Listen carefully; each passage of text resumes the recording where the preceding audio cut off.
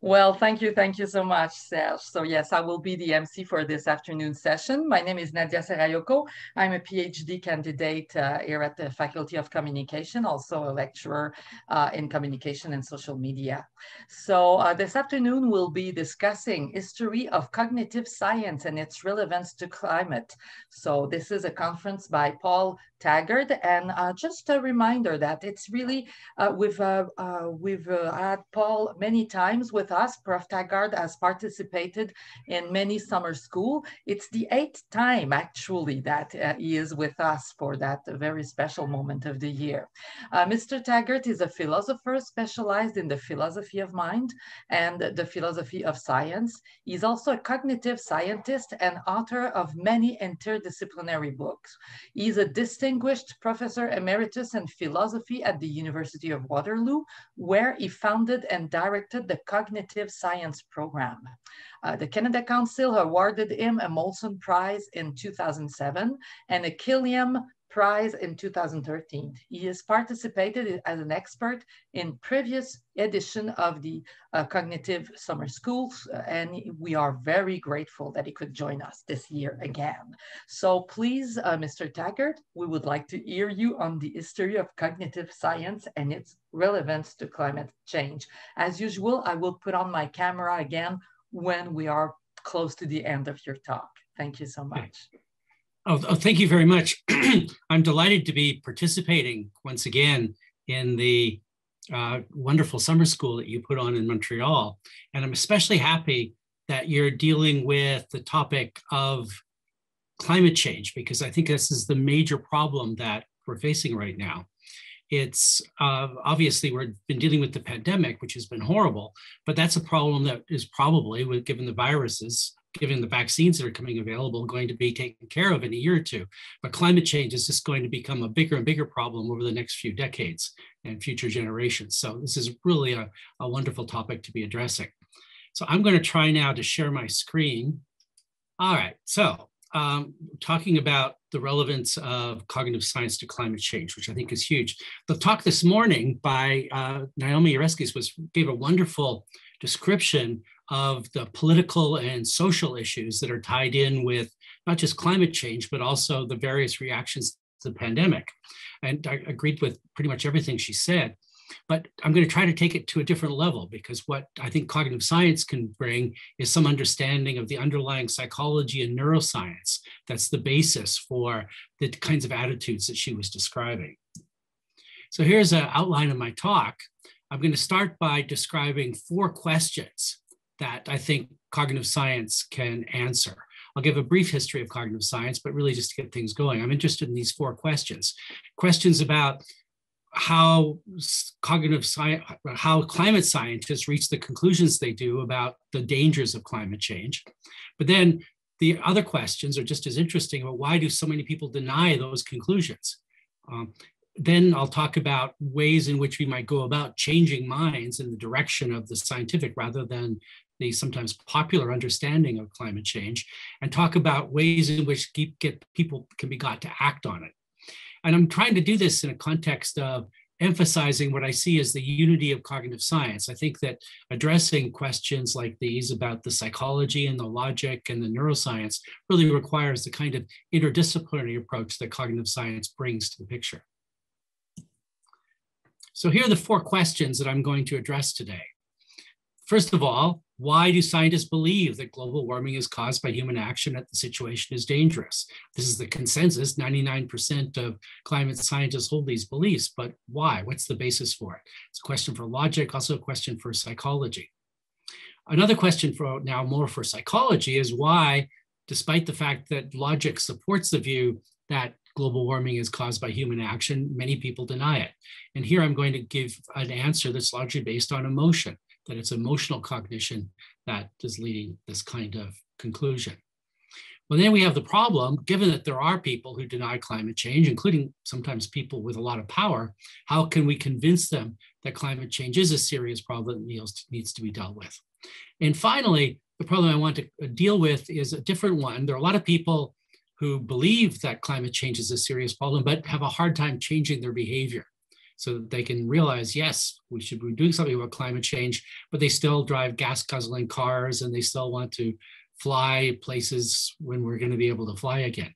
So all these questions are ones that I think cognitive science should be able to address. They're exactly correlative with similar questions about the pandemic. So here are the same 4 questions, but now put about COVID-19. And these are all questions that I've addressed in a paper that's just been published online on the cognitive science of COVID-19. If you just Google that, you can find this paper. It was invited for a journal called Methods for a special issue on COVID-19. So I addressed the same 4 questions, or basically the same issues. Why do scientists believe that the coronavirus is the cause of COVID-19? That why do some people deny the risk? Why people say, oh, we don't really need masks, we don't need any special measures. Then the question is, well, how can we convince them that it really is a serious problem? What's required to change the minds in that direction? And finally, I guess this isn't quite so big. There are people who think it's a problem, but don't do anything about it. So we can address that. Actually, in this paper on the cognitive science of COVID-19, I address another question that I won't get into today, but it's also relevant to cognitive science, which is, why do leaders make such frequently bad decisions about what's a really serious problem? So let me start with a brief introduction to cognitive science. The usual definition is that cognitive science is the interdisciplinary study of mind and intelligence. It's very broad. It can cover mind and intelligence, not just in humans, but also in other animals and also in artificial devices like computers. It's highly interdisciplinary. And since its founding in the 1970s, there are 6 main disciplines that have been identified as being most relevant. Psychology, of course, but also increasingly neuroscience and linguistics concerned with language, philosophy, computer modeling, and anthropology. So I think there's actually been wonderful successes when 1, 2, or 3 or more of these fields have gotten together to address questions about how the mind works and what makes people and animals and machines smart. When did this begin? Well, I guess you could trace it back to the ancient Greeks, because Plato and Aristotle, ancient philosophers, were certainly interested in the nature of mind, and philosophers continued to address issues about mind, including people like Locke and Hume and Kant. And in the 1940s, there was more of a scientific approach. The field of cybernetics was a kind of predecessor to cognitive science, but still was working fairly broadly with issues about engineering and neuroscience. But I think cognitive science really started, and here we can pin it down to a particular year, is 1956. Because in 1956, there were major developments in psychology, linguistics, and artificial intelligence. It was in 1956 that the field of artificial intelligence got started, a conference in Dartmouth, with some of the people who since then became very famous as the main founders of cognitive science, people like Herbert Simon.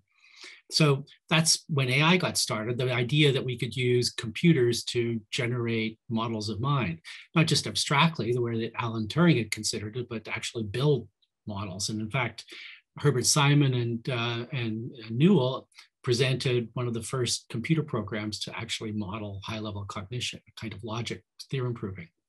In the same year, I think we can see as the birth of cognitive psychology. So cognitive psychologists had been interested, or psychologists had been interested in the mind, but that got knocked away by behaviorism. Behaviorism says, well, we're not going to study the mind. That's not scientific. We're going to study behavior. We're going to look at stimuli in the environment, and we're going to look at behavior of people and other animals and see what goes on. But cognitive psychology began when people recognized that just wasn't working. You can't even describe or explain the behavior of rats by just looking at the stimuli and the responses. You just start thinking about what goes on in the mind. And in 1956, George Miller published an amazing paper called The Magical Number 7 ± 2, in which he said we need to go beyond just looking at behavior or even just looking at information in the sense of bits.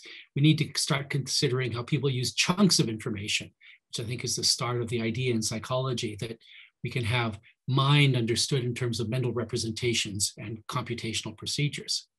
In the same year, Noam Chomsky revolutionized the field of linguistics, which had been thoroughly behavioristic. It said language learning is a matter of stimuli and response. It's a matter of just being rewarded by your environment. But Chomsky presented a number of theoretical and empirical arguments and said, that's not going to go. Language is much too complicated for that. We need to think about the mental structures or rules that operate in people's minds that enable them to use language. So I think 1956 was really the beginning of cognitive science, although the term didn't exist then. By the 60s, people sometimes talked about cognitive studies and the term cognitive psychology had been formed.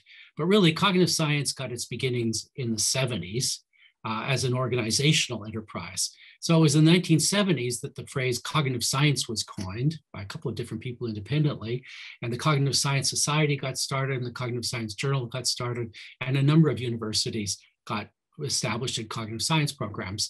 Some, like the one at UQAM and the one at Waterloo that I started, are still doing very well today. So this is how cognitive science got going. Lately, however, there are some critics saying that cognitive science is a kind of failure. It really hasn't worked as an interdisciplinary field that works at the intersection of all the fields that I mentioned. It's just a bunch of people from these different fields hanging out together. So papers published in the last couple of years, Rafael Nunez and some of his colleagues at University of California at San Diego have said, if you look at the sociology of what's going on, the field is not actually doing that well. And you point to things like the fact that the conference, the Cognitive Science Conference that meets every year, and the Cognitive Science journals, they're mostly just cognitive psychology. And so if you just look at that, it seems that, well, maybe cognitive science has just become a branch of high-level cognitive psychology. And they also point out that even though a lot of programs got started in the 70s, there are only a handful of Ph.D. programs. Canada has one at Carleton, and there's only a few in the United States. And a lot of places like Waterloo have undergraduate minors, but there aren't that many places that actually give degrees in it.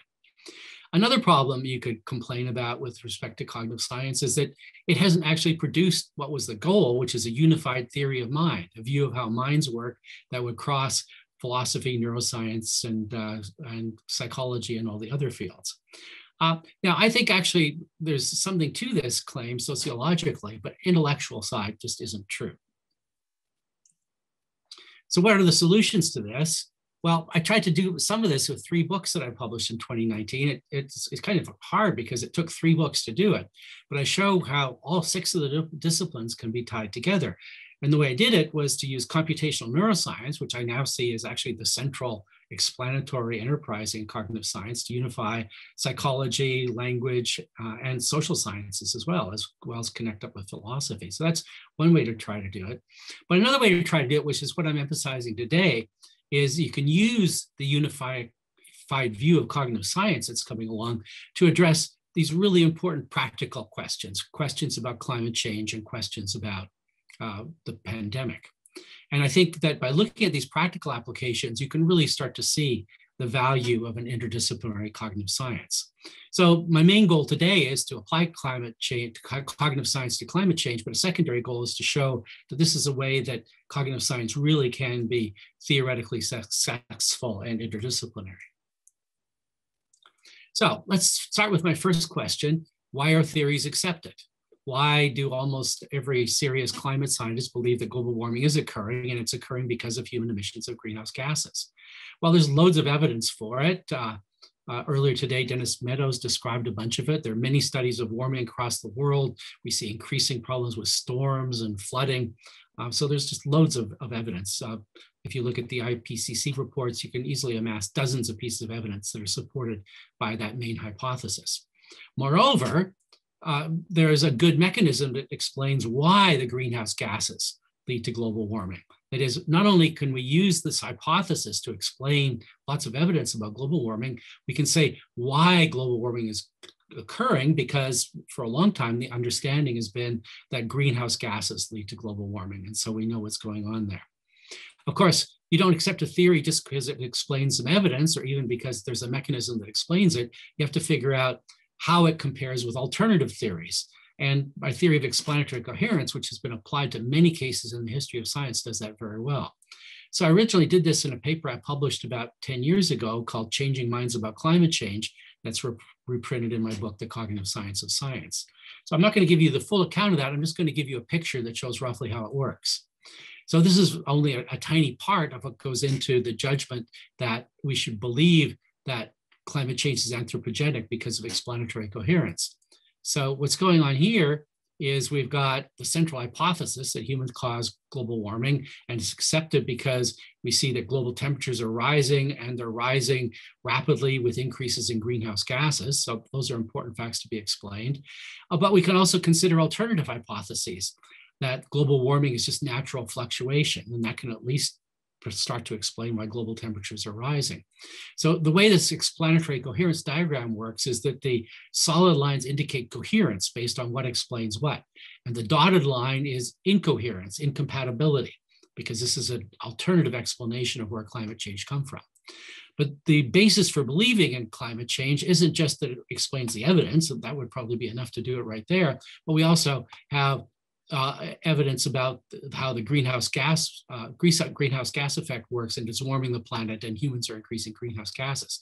So that provides a higher explanation of what the mechanism is for how humans are causing global warming. So filling this in with a lot more examples, as I do in that paper I just mentioned, you can see how it's extremely coherent. It's the best explanation of what's going on to believe that humans cause global warming.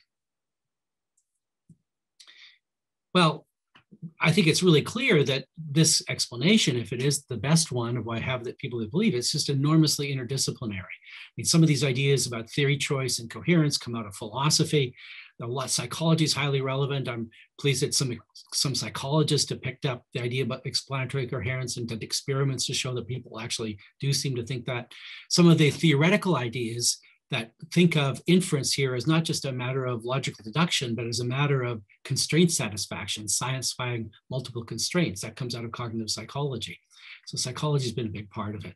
Computer modeling has been indispensable here because these are very complicated kinds of inference. Not the thing I showed you in the picture, because that was very simple, but the actual simulations that can involve dozens or sometimes even hundreds of propositions working together. For that, you really do need the computer simulation to see it works.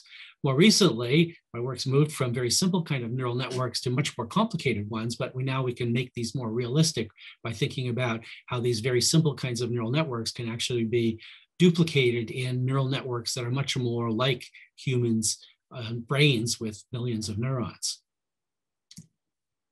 Okay, here's my second question. So now we've got something puzzling. And if in fact, as I think is the case, we've got a huge amount of evidence to believe that humans are responsible for global warming, why are people denying it? They say that, well, humans aren't responsible for global warming, so no actions need to be taken. That's part of the global warming idea. Why do they believe this? Well, some of them we can dismiss fairly quickly because they're just liars. That is, they know what's going on and they're just motivated to lie. There's a wonderful account of how this works in the terrific book by the previous speaker, Nadia Seraiocco, about the actions of tobacco companies called merchants of doubt. So people who know what's going on and then they just lie about it. Well, but that's not the case I'm interested in here. I'm interested in the case of other people sincerely believe that climate change is not a problem. Here in Canada, the Conservative Party has only recently, with a new leader, decided that climate change is really a problem that they should work with, but they have to deal with their members. And recently at the Conservative Party convention, it was put to them a motion that climate change is real, and much to the chagrin of the party's leader, the membership voted it down, not because they just don't believe it. And similar things happen with cases such as vaccinations and mask wearing. Some of these people are just sincere. There are a lot of people who are anti-vaxxers are just parents who are concerned about their children, and they've been misinformed about the risk of vaccines, but they really do believe that they have to protect their children from vaccines in order to keep them from getting autism. And similarly, among the anti-maskers, there's some people who are just being exploited for political purposes, but the other people who somehow believe the strange theories that they're being told. So how can we understand how these kinds of thinking are going on, which is really crucial if we want to be able to address the problem, change their minds, and so they can start to do things that are important for dealing with climate change and the pandemic. I think the key answer to this is a psychological theory developed by Ziva Kunda in 1990 in a wonderful paper called The Case for Motivated Reasoning. This paper has now been cited more than 7,000 times, and what's astonishing is the rate of citation keeps going up as people keep discovering it. So Ziva was a social psychologist at the University of Waterloo. I knew her well because we were married. And so she developed this theory to explain how it is that people can go against good evidence. And the theory is that people tend to evaluate causal theories based on their own personal goals. That is, it's not just that they evaluate the evidence, they're also taking into account their goals. Now, this idea has actually been around for a long time. You can find it, in fact, way back in Francis Bacon in the 17th century. But what she did was put it on a good empirical basis by doing a bunch of really interesting experiments. For example, people who are coffee drinkers and who are told that caffeine causes cancer, so, oh no, I don't think that's true. Those aren't good studies. Whereas people who aren't coffee drinkers and hear that caffeine causes cancer, oh, okay, it doesn't really affect me. So a whole bunch of studies then and since have really provided a good empirical basis. But this is much more complicated than just wishful thinking. It's not just that people believe whatever they want to believe. Instead, when something fits with their goals, they seek out evidence for it and they look for arguments to support they want to believe. So it's cognitively much more complicated than just plain wishful thinking. It's a matter of looking for evidence that will support what you want to believe. And the bad news is we all do this. Everyone listening right now does it. Doesn't matter how much logic you know or how much probability theory you know, you do this too. So here are a bunch of domains where we all do it. So someone might say that, well, I'm not in a very good relationship, but my lover is going to change. It's going to get better. Well, may not be any evidence for that, but you really want to believe it. Similarly, if your child gets into trouble, well, you're motivated to think it's okay, but think, oh, it's just a phase. This is something that's going to pass. Medicine is full of motivated inference because people don't want to believe that they're sick. And so you say, oh, I can feel something in my chest, but that's probably just indigestion, ignoring the fact that it might be something more serious like a heart attack. In politics, people engage in motivated inference all the time because they want to think that the new leader is going to be the savior for the country or at least for the party. Sports, people are always wanting to believe that their sports team is going to be doing better than it has in the past. Religion draws very heavily on motivated inference because life is hard. We're dealing with problems like pandemics and people want to think that things are going to get better. And they like the idea that they can believe in a divine force that loves them and cares for them and is strong enough to take care of everything. Not much direct evidence for it, but strong motivated inference. Similarly, in economics, people want to believe that the current bust or difficulties are going to get over, that we're going to get through the recession caused by the pandemic and things will get better. And sometimes that's right, but we all do this based on motivation rather than the evidence. So now we can ask, given that motivated inference seems to be a huge part of human cognition in climate change and in pandemics and everything else, why do we do this or how do we do this? Well, I think the mechanism for this, the psychological mechanism, is captured not by my theory of explanatory coherence, which assumes that people are being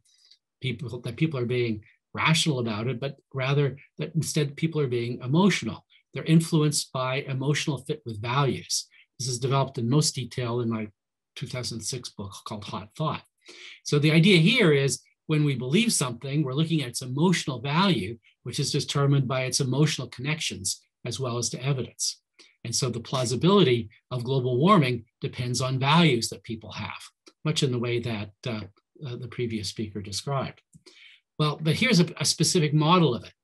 Here, I'm taking the very simplified version of the explanatory coherence story and adding in a couple of values. And so you've got the same kind of evidence that humans cause global warming, but now you're adding in a couple of motivations. And this was based on the Canadian government at the time, based 10 years ago. It had conservative government, and they really didn't want to believe in global warming. Why? Well, partly is because they were conservative, and so they didn't like the idea of government intervention. And so you can think of this heavy dotted line as inhibiting the belief, not for evidential reasons, but because they just didn't want to believe it.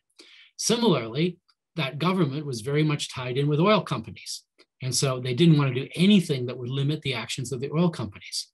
So now in this model, instead of just considering the evidence, we have these dotted lines, which you could think of as inhibitory links based on emotion, as counting against the evidentially well-supported view that humans cause global warming. So now with emotional coherence, we can see that the fit with these values, the motivated inference, are going to swamp. And I think this actually gives a pretty good account of what goes on in climate change denial. It also applies very well with the COVID case. I mean, if you don't think if you're worried about getting elected really quickly and you want to support businesses that want to stay open, you're going to want to say, oh, COVID's not that big a problem. Let's try to keep the economy going.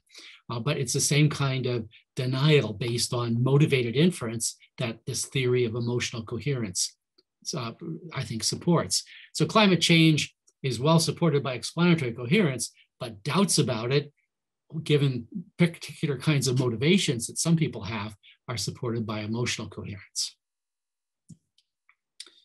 A new way of describing how emotional coherence has got developed fairly recently when I was working with some political scientists who are very interested in climate change and related problems.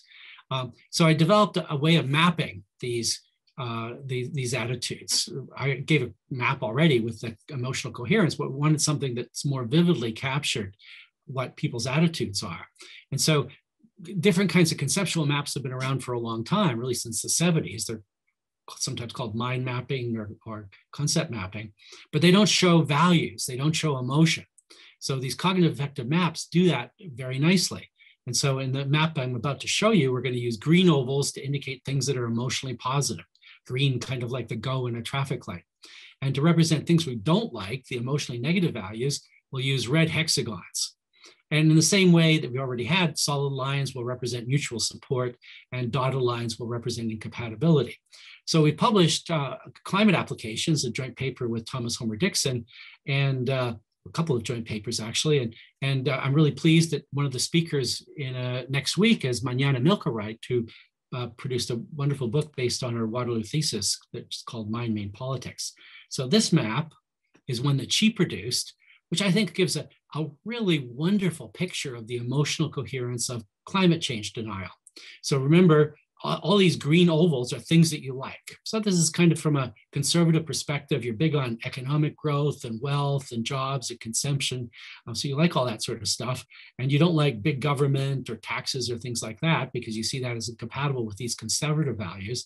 So here, the conservative values are all in the green ovals, and the negative values, the things they don't like, are in the red hexagons. But how climate change gets into this is because if you have these views, you don't want to believe that human-caused climate change is real. You can say it's a hoax, or it's bad science, or scientists just doing because they're going after grants. And so you've got ways of seeing here a whole emotional configuration, a whole bunch of values that fit together. So I think that the cognitive affective maps that are in quite a few publications now and being produced by people in the US and Germany as well are ways of getting at the whole configuration of attitudes that can lead to denial of views for which there's actually a lot of evidence. Okay, is this interdisciplinary? Well, it certainly is. From psychology, we have ideas about how goals work and how memory works, and the experiments that have validated the idea of motivated inference. From philosophy, ideas about coherence and the nature of values. I think of values as essentially emotional. They're not abstract preferences or abstract ideas. They're actually emotional representations. From political science, ideas about ideology were extremely useful in going into that research program. Computer modeling was crucial to show that emotional coherence is a sensible, practical idea. So there's another program called HOTCO, which modifies echo by throwing in these emotional kinds of influences.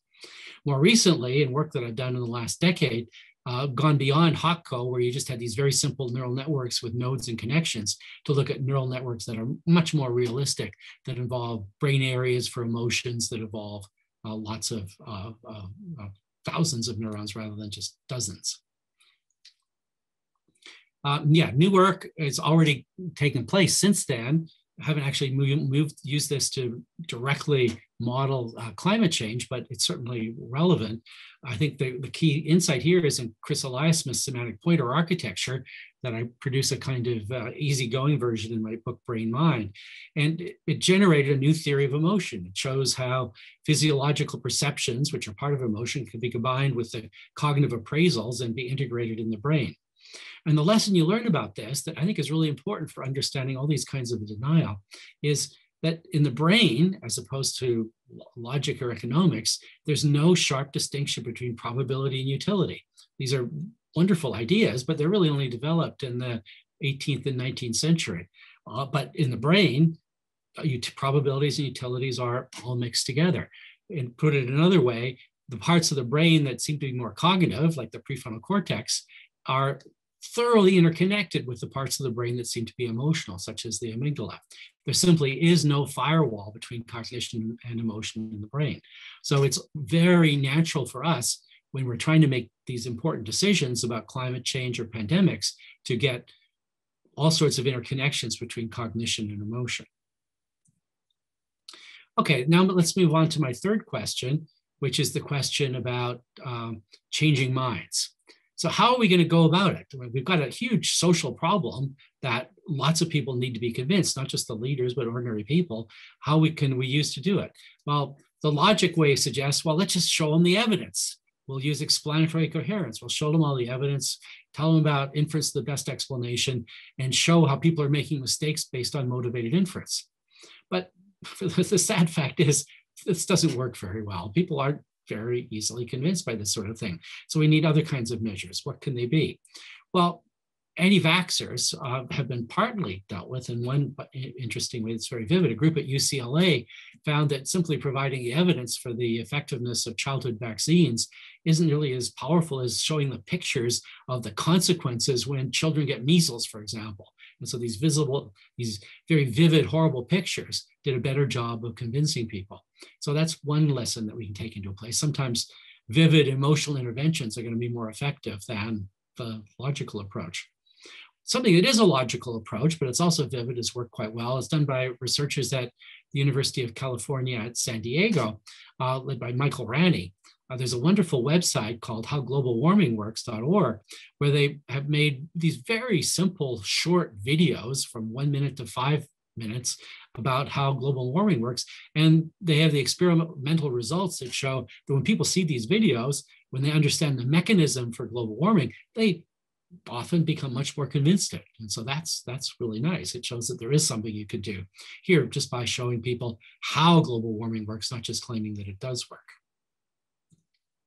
Here's an idea that's brand new. It hasn't really been tested out, but I really hope somebody will test it, that there could be another way to convince people about the dangers of climate change, in the same way and issues about the pandemic also.